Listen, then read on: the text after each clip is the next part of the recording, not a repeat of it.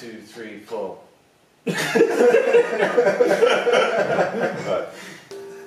Bonjour, merci beaucoup, Martin, français. Okay, right.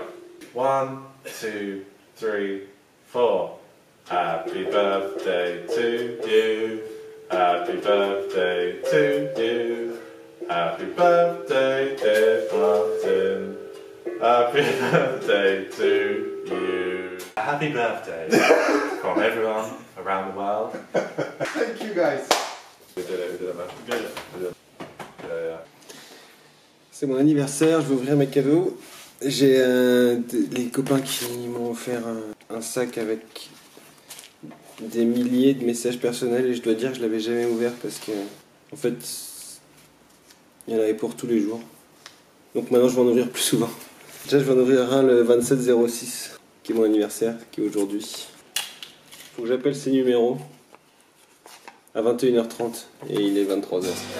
Antoine a oublié mon anniversaire d'ailleurs. C'est une très belle lettre, je m'attendais pas à ça.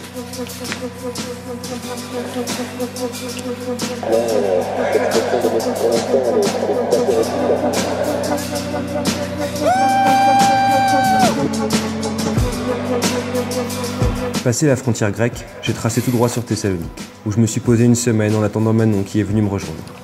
Sensation étrange de savoir qu'elle a fait en 2 heures ce que j'ai fait en 2 mois. On s'est trouvé un van et on allait voyager dans les plus beaux endroits de Grèce du Nord. Alkidiki, Mont Olympe, Météore, lac et plage déserte.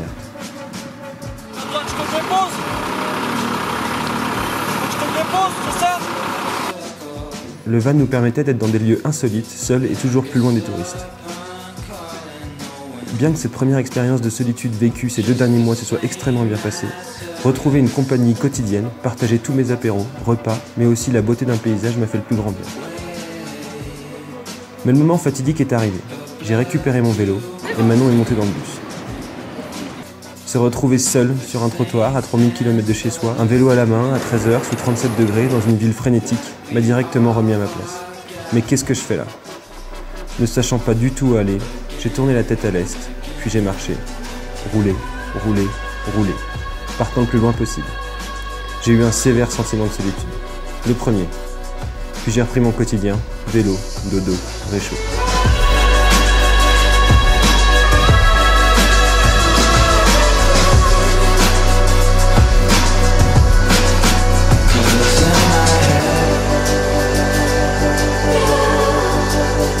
J'ai un souci depuis quelques semaines.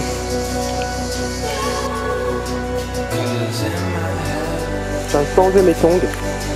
J'arrive pas à enlever mes tongs. Si quelqu'un pouvait me venir en aide, niveau tongs c'est un peu chiant.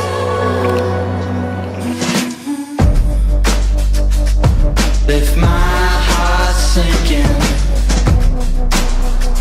then we'll walk this wasteland again. À la tranche vient de marquer son 4e but, c'est la folie.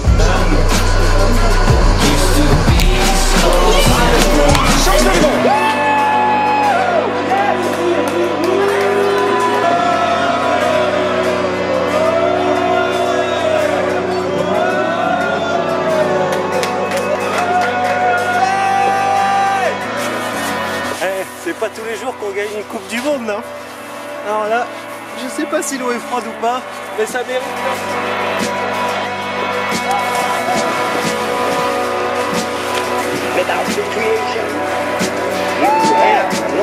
J'en profite pour annoncer une future coupe de cheveux. Parce que là, il y a un moment, il faut que je vois la réalité en face. Alors j'annonce France championne du monde, nouveau départ.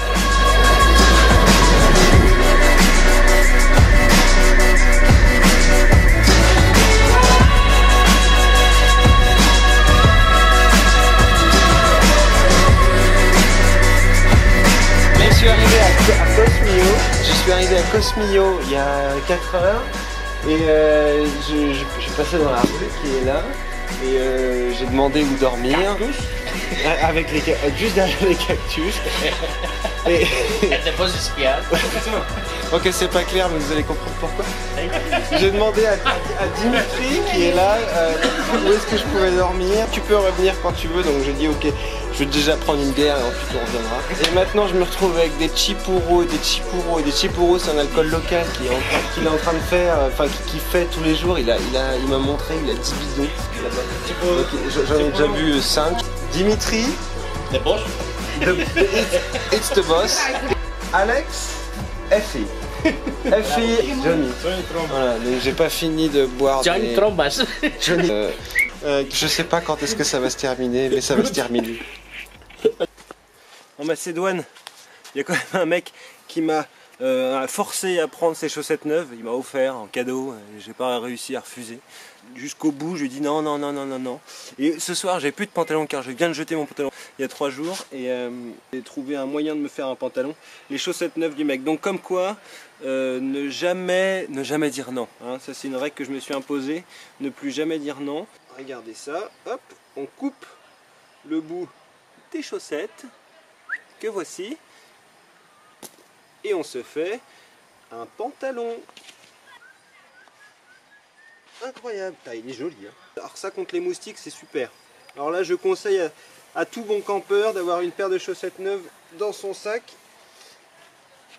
en cas d'invasion de moustiques. Et le bout des chaussettes neuves, vous pouvez vous en faire des petites tasses et vous pouvez boire dedans comme ça. Hop. Et avec la deuxième, eh bien, on peut se faire une kippa. Voilà. Dario, un mec que j'avais rencontré par hasard à Thessalonique, m'a envoyé un texto pour me proposer de faire un détour par l'île de Samothraki. Allez hop, 3 jours plus tard, j'embarque sur un ferry. Et la liberté d'avoir aucun objectif, aucune contrainte, me rattrape de nouveau. Je viens de me rappeler que je suis libre comme l'air. Une île pas comme les autres. C'est la plus haute de toute l'archipel grec. Elle rejette plus d'eau douce que toutes les autres réunies, ce qui crée des magnifiques canyons. Elle est très sauvage, peu fréquentée par le tourisme. Et l'ambiance est un peu roots et hippie. J'ai encore fait des rencontres extraordinaires et des randonnées mémorables.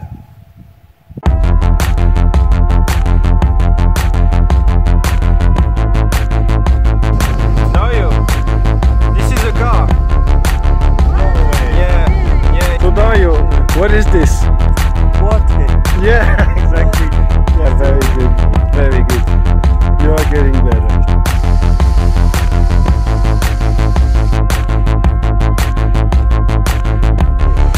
Martin, il est arrivé.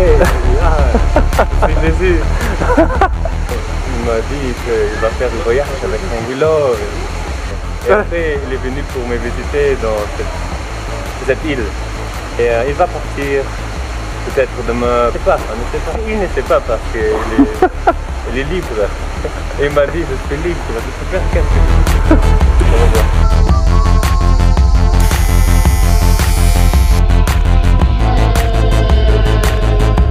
Le pire est arrivé, la batterie de la tondeuse s'est éteinte en plein milieu de ma petite coupe. On n'a pas trouvé de prise finalement, ça n'a pas marché. Donc je vais devoir rester comme ça toute la journée. Et maintenant je dois aller prendre le ferry dans 1 heure à 10 km d'ici. Donc je vais pas le prendre à temps.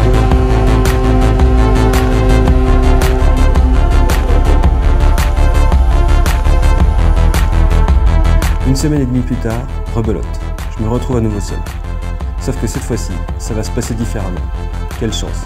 Je sors d'Alexandropolis. Et qu'est-ce que je vois au loin? Un cyclotouriste. Je fonce, je le rattrape. Hi, where are you from? From France. Ah cool, moi aussi. Tu vas où? À Istanbul. Ah cool, moi aussi. Et comment tu t'appelles? Martin. Bon bah moi aussi. Je crois qu'on va bien s'entendre.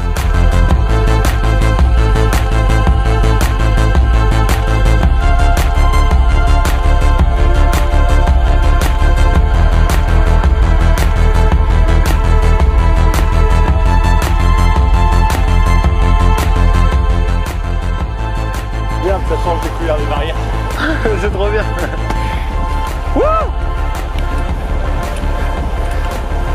We did it! Hello! Ah c'est bon! Ça y est là!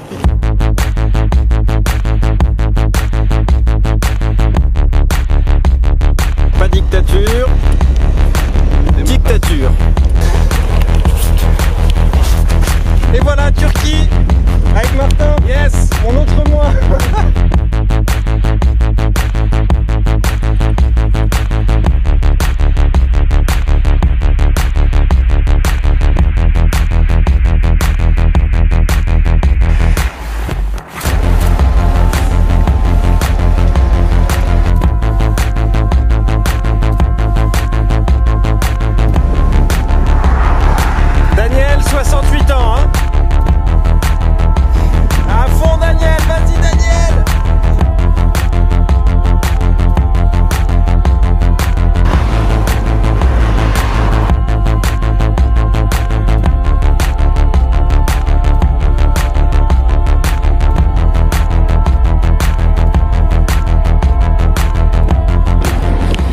fait bientôt 300 km qu'on roule sur cette autoroute.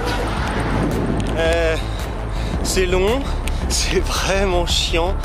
On se fait doubler par des camions, par des bus. La particularité pour l'instant de la Turquie, c'est qu'ils n'ont pas de petites routes, ils n'ont que des autoroutes. Donc on a hâte, enfin moi j'ai hâte de passer l'Istanbul pour arriver dans des routes qui sont apparemment un peu plus petites. Alors, on a crevé? Putain, il semblerait quoi. T'es à combien de bars là? Une barre 5. Une barre 5. Plus que 2.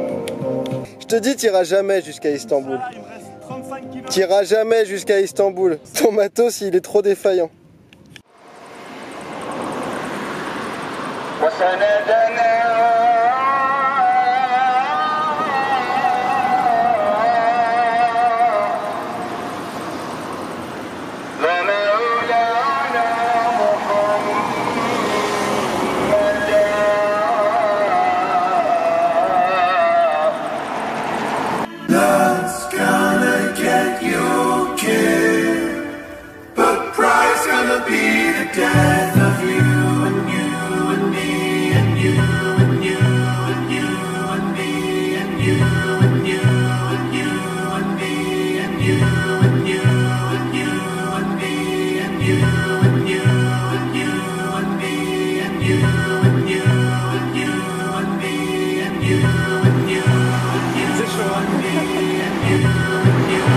On est à 40 km d'arriver à notre auberge de jeunesse qu'on a réservée ce soir vraiment au centre d'Istanbul.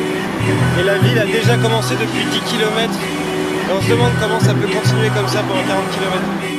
On est obligé de passer par des autoroutes assez dangereux, mais pas le choix.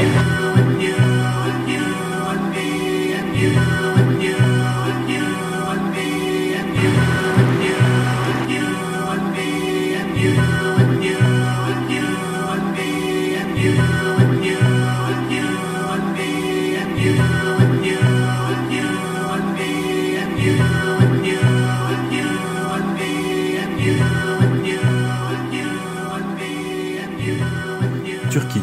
Premier choc culturel. On entre dans un pays musulman. Fini les cafés, maintenant c'est le chai, un thé noir qu'ils boivent brûlant, même sous 35 degrés. Fini la bière. On n'en trouve que dans les grandes villes, et encore il faut bien chercher. Des mosquées partout avec les imams qui font des appels à la prière 5 fois par jour. Quand elles résonnent tout en même temps dans la ville, c'est magnifique, et ça prend trop.